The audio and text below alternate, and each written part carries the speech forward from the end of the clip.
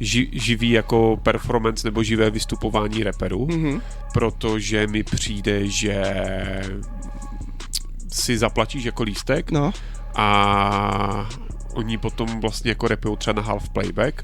To ještě není to nejhorší, ale někdy tam prostě ani skoro nerapujou do toho, což třeba dělal ten SD Kid, jak jsem viděl z Rolling Loud, ty záběry.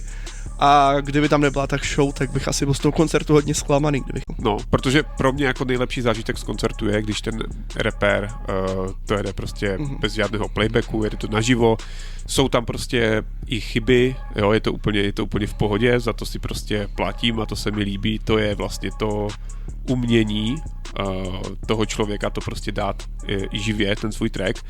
a je to úplně v pohodě, pokud tam jako je refrén na playback, to je úplně v pohodě, ale co se týče těch half playbacků a tak podobně, to mi přijde jako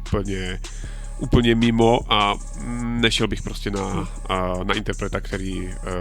rapuje na half playback, nepřijde mi to prostě, není to, co chci od toho živého koncertu.